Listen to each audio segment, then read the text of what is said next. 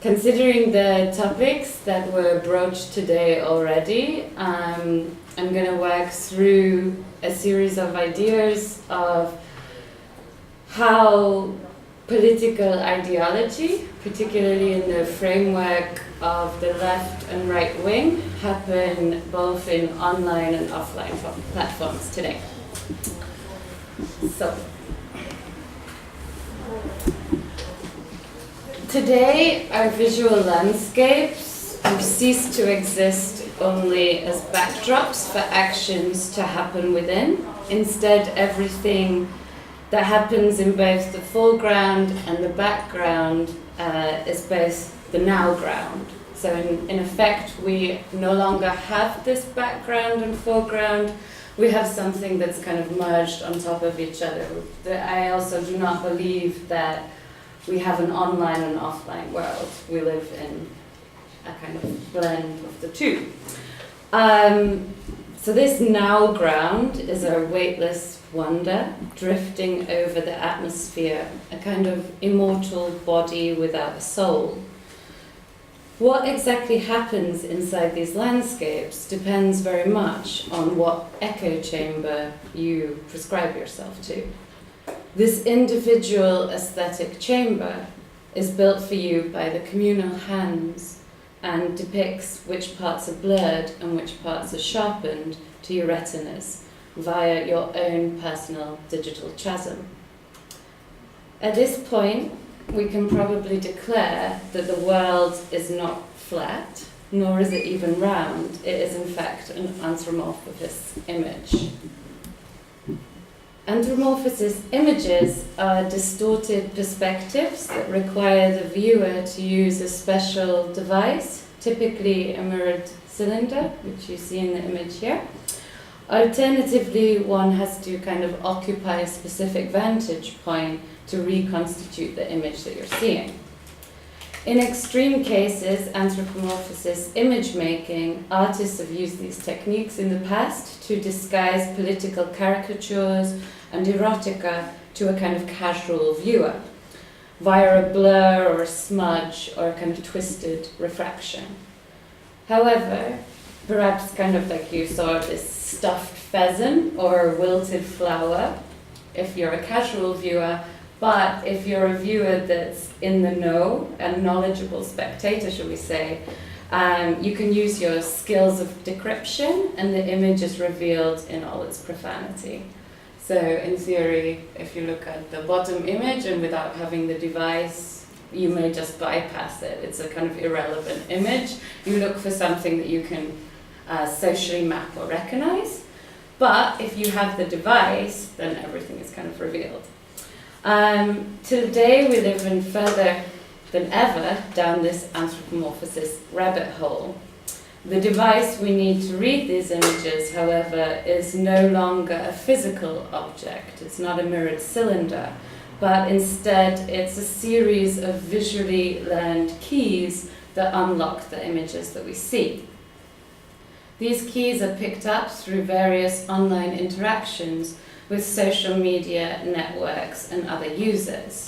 So in essence, what I'm trying to argue is that the way in which we view images online is through a series of like symbolic gestures, images, motivations that we've learned over a history of being active online through a certain peer group and echo chamber that we pick up on. So my set of images could be very different from yours because of the amount of online interaction or forums that I've been present in over a series of years. Probably one of the most kind of populous images or keys, should I say, around today is Pepe the Frog. Once a chilled bro-like frog, he's now been reappropriated into an infamous alt-right status symbol. So basically, Pepe the Frog was originally a kind of cartoon depiction done by a guy called Matt Furry. And he, in a sense, the image in the middle was his initial depiction. And then over forums, particularly 4chan, Reddit, he was reappropriated, remixed, and then became this like very famous alt-right symbol, particularly in the US, that bled into kind of Western Europe, but predominantly I would say like via an online channel of like alt-right ideology. But of course, and this kind of just mirrors my point, that not all viewers will see this frog in the same sentiment as a kind of alt-right figure. Many people who haven't learned these specific keys via these forums or channels such as 4chan will merely see this kind of cartoon depiction of a bubbled-eyed frog in racing green with kind of rather wet lips, and they kind of lack the devices and reverb to be able to translate this cipher. And so if you enter the keys, if you enter the screen with the keys of like your fellow cafe latte drinking web user, and your eyes are probably not kind of fettered for every single user's image. So you're sort of dealt with these notions of the anthropomorphosis image making. So we can use this anthropomorphosis technique also to read IRL events, particularly last year's events in Charlottesville in USA. A group of white nationalists collectively formed to demonstrate a protest they called Unite the Right in August 2017. These people dressed up, they brought props to defend a statue of Robert E. Lee, who's generally an unknown player in contemporary culture, but he had a bronze cast with a kind of looming shadow. And for those who don't know, he was part of the Confederate Army general who was kind of infamously known for his horrendous mistreatment of his slaves and his kind of vocal fight for their enslavement during the abolishment of slavery in America, which was where South and North America divided, and henceforth we got the Civil War. He also became an incredibly heroic symbol of the South's identity called the Lost Cause. So henceforth many monuments, memorials and schools were erected in his name. Now, what had happened in Charlottesville at that point was the council had decided to remove this monument, leading in fact to this rally. After that weekend, of course, though, some of us previously didn't know Lee as a structure, will now of course know him as very much the catalyst of a kind of 72-hour event which triggered predominantly the alt-right that was previously known online to actually come into URL scenario. Sorry, to come from an URL scenario into an IRL scenario. So this was sort of like the first moments in which many alt-right protesters had moved from particularly internet forums into a day-to-day scenario. So if you look at the images here of these kind of torch-wielding nationalists stood in front of the aforementioned statue, you see this kind of incredible style or similarities with the Ku Klux Klan and their rallies. The only difference here, of course, is the KKK hid their faces. Perhaps this is another sentiment of the urgency of kind of the far right in the Western climate today. Also, this wasn't the only kind of gameplay that was going on, or resurrection, should I say, over that 72 hours. There was another one as well. This was actually taken at the rally on Saturday, on August 12th, 2017. Nationalists here are wearing helmets, carrying shields, and have batons clenched in their sweaty palms. As they, at this point, it's like you're kind of wondering if they're actually role-playing or LARPing the cops. You can see them mirroring each other, and of course, like the nationalists have this much more DIY kind of aesthetic, almost childlike in a way, with their like cereal boxes and like paper mache shields and so forth. But the reality of it, of course, is that they are playing out their forefathers and the authorities because they want to be seen as perhaps the good guys, cleaning the streets, keeping up appearances, and perhaps even staying white on the streets. This, of course, is a kind of mirroring tactic, and we often see in gaming, particularly child's play and role-playing, that people generally, or children, tend to often role-play their heroes. Could we say at this point that these nationalists are in fact role-playing their authoritarian heroes being the police? It's a sort of mirroring gesture. But this mirroring gesture can also be found in much more obscure spaces as well.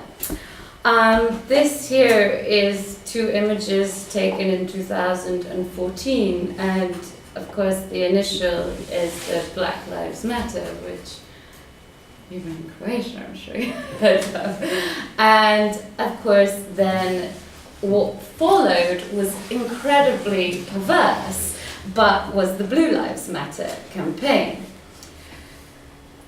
What is kind of bizarre for me is if these kind of people genuinely believe that these archetypes that they're modeling themselves on are supreme. Like, do they really believe that they're like the winning team now in this kind of mirroring essence? In the belief that they will succeed by a kind of aesthetic proxy? I mean, I guess in a way they kind of do, right?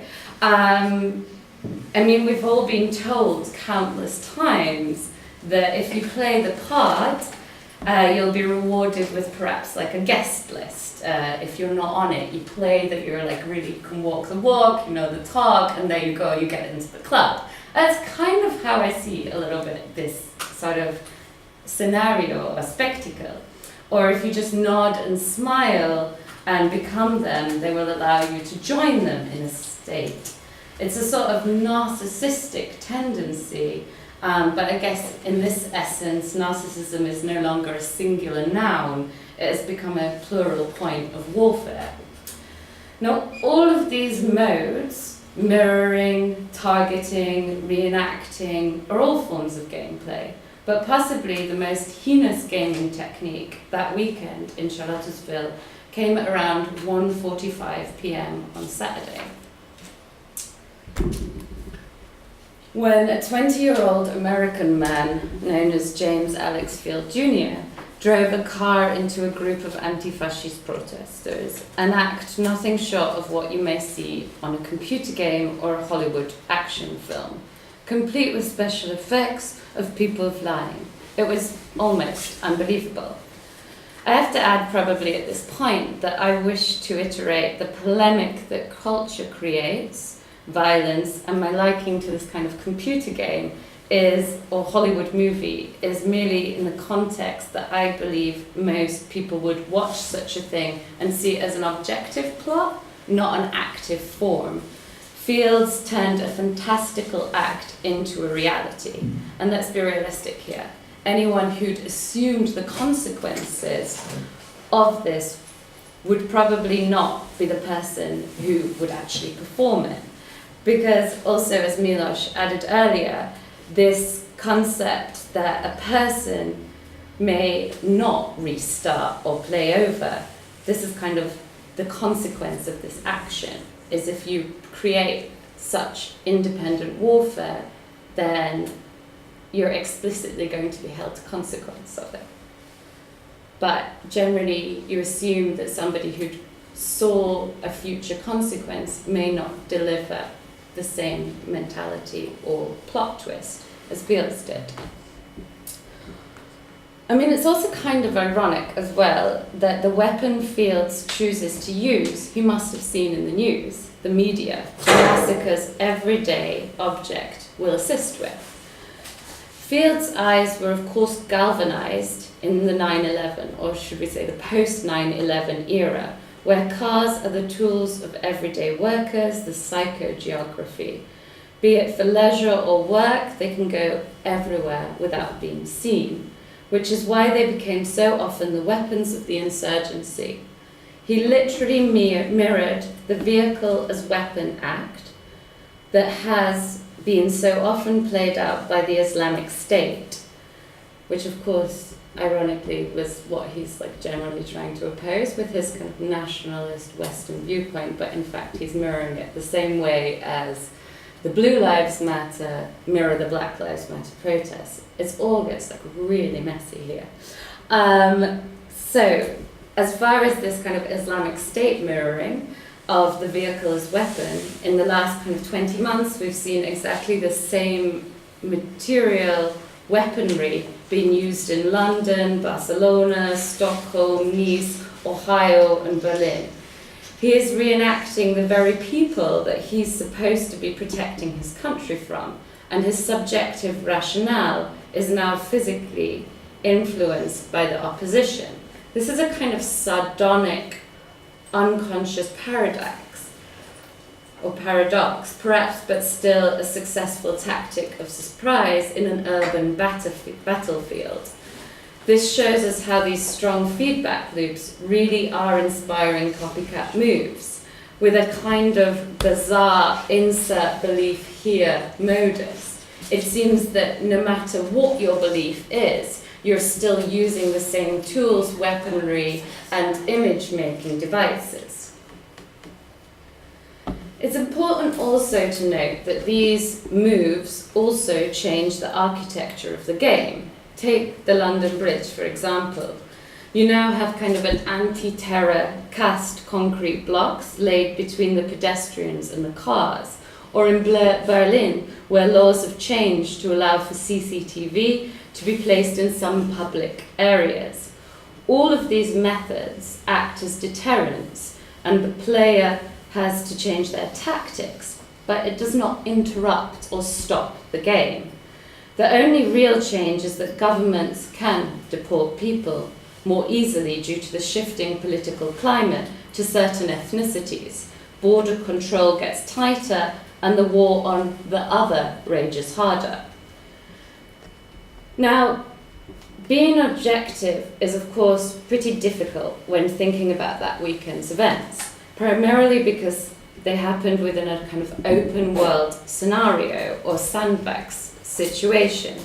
In computer games, a sandbox is a video game where you have a relatively wide sphere to roam. Think kind of Grand Theft Auto, where it's a kind of endless virtual drive. And today's worlds, I would kind of argue, we're not that far removed from a sandbox reality. We all have our own individual hyper-realities, games filled with emotions, lives, cheats, adrenaline, points, rules, oppressors, big bosses, phantoms, epic wins. The social feeds we commit to basically archive our gameplay. Instagram, Facebook, Tinder, etc. All of these are epic games in which we're all playing constantly. Most also allow us to create our sandbox landscapes via images and words, so the idea of objectivity can't really ever exist. And we are only ever able to build on a kind of emotive political framework. These frameworks are rapidly built in both on and offline environments over networks, communities, emotions, imagination, and scenography, which is henceforth where the foreground and the background bleed together and we live in kind of one unity. Now, returning briefly to that weekend in Charlottesville, one post on my own personal feed really kind of caught my eye. And it was on Facebook. It was probably not even a friend of mine, to be really honest, but it did catch my eye. And it said, it was just one guy, and he basically did a feed update, and he just wrote the words, "Dreaming of punching a neo-Nazi." Now, I wish to call on this point because it's kind of this one moment where the active imaginarium really kind of is key to kind of understanding the overlap here of what I'm trying to explain between play and politics. We understand this user is not actually punching a neo-Nazi. He's daydreaming. But we can almost certainly assume that he may be replaying various videos that went viral earlier that year in 2017. And just to recap, I want to just play this short clip. Neo-Nazis don't love me, they kind of hate me, actually. The KKK, neo-Nazi. Those people don't like me, Are you to be like honest. the hipster version of the neo-Nazi movement? It's, Pepe's become kind of a symbol. This my shit. All the girls stomp your feet like this. Pepe's become kind of a symbol.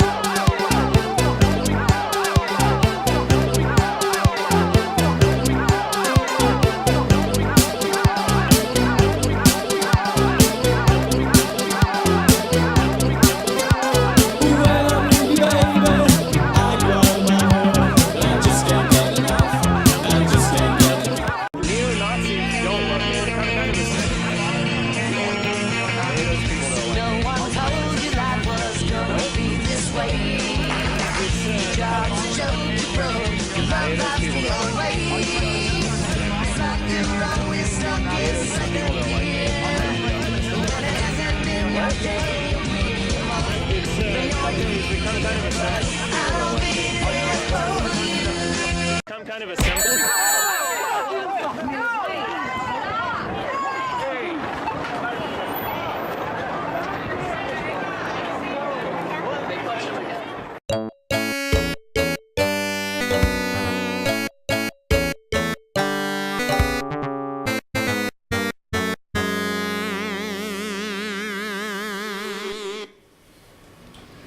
So, this was the clip that I was referring to, this kind of amalgamation of like various different moments. It was happened during the inauguration of Trump, and basically a black protester, as you saw multiple times, launched his fist into Richard Spencer, who is a known advocate of the alt-right. During like the 72 hours of this happening, I think I saw probably like 50 different ways in which this video was like played onto different soundtracks, some better than others. But this, I think, is like a really good example of how all of these sort of social keys and signifiers highlight what I'm trying to explain with the idea of the anthropomorphosis image being created through our online activation. So after a Black Bloc protester punched Richard Spencer, a well-known white supremacist speaker, in the face during this Trump inauguration day rally, Spencer was in the midst of an explanation about his Pepe the Frog pin, which we spoke about earlier. When this black-clad fist was launched at his cheek, it was caught on camera, uploaded, reappropriated as entertainment, and leftist meme magic was at play. This is actually potentially a very, very rare sight. It's predominantly the alt-right that use meme magic in their discourse of political agendas through these various different keys. The left are not that good at it in general, but in this case, they really went to town with it. But this is just kind of one example of how mimetic form has a kind of natural looping system of symbols and actions. And they can happen over a wide geographical spans and also through a wide time-based spans as well. So there's various different kind of like archiving and moments you spend online that build up this whole kind of form of social coding. So in a way, we need to kind of gain sight by learning the social coding and uncoding with this very kind of unique perspective of the anthropomorphosis device. So in a sense, like I now work as the cylinder, because every image that I look at, I have different agendas and keys and symbology that I uncode the image that I'm looking at. So in a sense, when I see dreaming of punching a neo-Nazi on my feed, I have to know about Richard Spencer. I have to know that he's an alt-right, nationalist, supremic advocator. I need to know that the Black Bloc exists, and henceforth the leftist anti-Führer punching him. I need to know about Pepe the Frog, which he's explaining about, which is his kind of symbology of why he's getting punched. And then, of course, I need to know about the video that went viral to bring me back to this dreaming of punching a neo-Nazi. Is that making sense? Mm-hmm. Yeah? Okay, great. So, this idea of like memes or memetic culture are solid states of memetics, which are units of culture. A memetic is an idea, a belief, a pattern of behavior, things like that, which are hosted in the minds of one or more individuals and have the ability to reproduce with remixes or sort of gene splicers by a group, particularly a kind of active online group. Thus, what could be regarded as one individual influencing another can also be seen as an idea replicator, merely reproducing itself inside a new host. As with genetics, a meme's success is based on its effectiveness to instill itself inside a new host. So in effect, you could think about memetics as a sort of virus. If I don't catch your memetic virus, then it's probably a pretty poor memetic and it won't work and it will stop. But if I catch the virus, I remix it and it breeds new viruses within this group of people, then of course the virus grows stronger, the memetic idea grows stronger, and in this sense you host, well, what is technically known as populist culture. Saying that, we need to know what we're looking for before we can start seeing this image. Symbology enables this. Symbols of cultural discourse are collected by the individual over long, concentrated periods of time. Henceforth, if we look at this slide, you can really start to unpick all of the things that happened over the spans of a couple of years. You put it all together, and then you can start reading this kind of micro clickbait or sentiment. Okay, but why is this now play? Because in fact, I could just say that this is actually just decryption, right?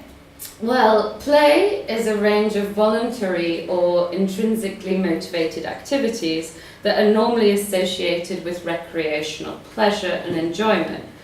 We could even see the word as punch, as play. Well, it's kind of, and dreaming is also kind of playful, right? I mean, if this had said something like dreaming of beating or torturing a neo-Nazi, we may have a different kind of moral subjectivity on the act. But punch is a kind of childish way to misbehave. Think of the rhetoric of puppets like Punch and Judy. Play is often interpreted as a kind of frivolous act. It's sort of childish, cute. It's cute maybe to be punching a neo-Nazi in a sense, even when the player is intently focused on their objective, like when a game is goal-orientated. In this sense, we can definitely see that the way in which the clip was remixed, it was very much goal-orientated, particularly in certain songs, to get the most amount of punches possible in a kind of 30-second rhetoric. There are many studies on how play, however, is a potential tool for cognitive building, a method kit for advancing social skills. But play, of course, is a double-edged sword. It can also be a stepping stone for a full-on integrated scenario or sequence. Think of the act of play fighting, how it can so easily move from play fighting into enabling fighting and eventually into tears, which is why it's so important to call out what is a game and what isn't a game. We shouldn't have called the events in Charlottesville a protest rally. In fact, we should have probably called it out for being a supremacist act of LARPing, live action role-playing, a rally, but with the intention of reacting or reenacting the race riots of the 1950s, as we saw with the initial slides of who wore it better, the Ku Klux Klan or the white supremacist nationalists. It was not a rally that they were trying to create to support a statue. It was that they were trying to rewrite history and write a message that was very, very recognized for its imageability. If we call out for the game for what it is and its recognized power structures, couldn't this be the moment that the left actually start to mirror, start to play, start to imagine, and stop looking down at those that spend hours resurrecting these tropes?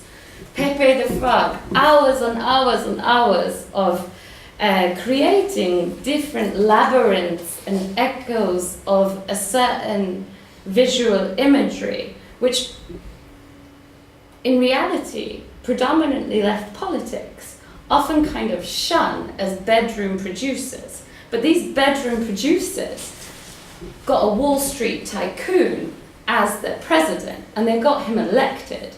This is no longer something that is merely child's play. This is a reality. And this kind of form of the once imaginary phantom party has formed a pure singularity, one voice of many, and in effect has gained an affirmation beyond the left's ability to participate any longer. In doing so, they've claimed a position of complete political abstraction.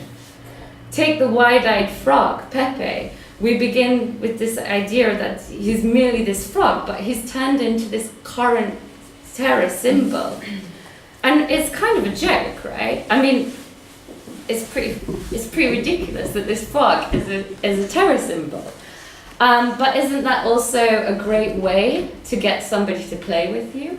You make a joke, you make it easy, you make the social stepping the same way with this dreaming of punching a neo-Nazi. It's light-hearted, it's enough for me to anticipate without becoming morally adverse to it. As I said before, if it said torturing a neo-Nazi, I would have a very different effect to it. And it's these kind of aesthetic decisions or word plays that very much enable these things to grow, both mimetically and also action too. This is kind of the beauty, I think, of mimetic warfare. And everyone has a kind of their own ability to launch their own homemade weapons. As a player's signature style is their mind. The Imaginarium today is still made up of power, and power is the only political potential for change. In order to block this supremic abyss, the left must simultaneously accept this vanguard and integrate the roles of seduction, fantasy, and fear that the alt-right now harness as bonus points and cheats. All these rhetorics are old tropes, yes, but they have a certain form of communication and participation have all changed, accelerated through mimetic cultural swarms that can enter a home at any point. Liberalism is, of course, today in crises. We're at a moment where the left have an absence of a political view, or a political vision. They have the leftovers of the baby boomers to feast upon the me generation, and it's a shame to say that they've satisfied themselves on those crumbs, whereas the alt-right generation have the we generation. You just look at the heart of their geography, their sand pits, their endless drives, all come from forums where everybody is anon. They become an entire entity of a singular being. They have, in fact, become the we generation. And at the heart of their discourse is anonymous, anon. It's often been said that a way to change politics is through culture. Well, memes are the culture of the masses today. And right now, it's still infamously hard to draw the line between a play fight and when it becomes a real fight. I would argue the potential left must see the possibilities of play, and only then can they build a progressive game of organization and autonomous supply through a network that's worth playing for. This text is neither a theory nor its negation. It's merely a call for a kind of lucid action of harnessing what we're all basically here to do, and that's of course to anticipate, create, play, remix, and harness culture.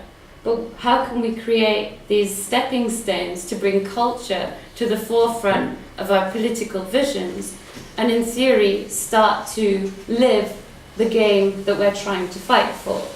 And let us not forget that smaller people, or some smaller numbers of people, have in fact changed the world.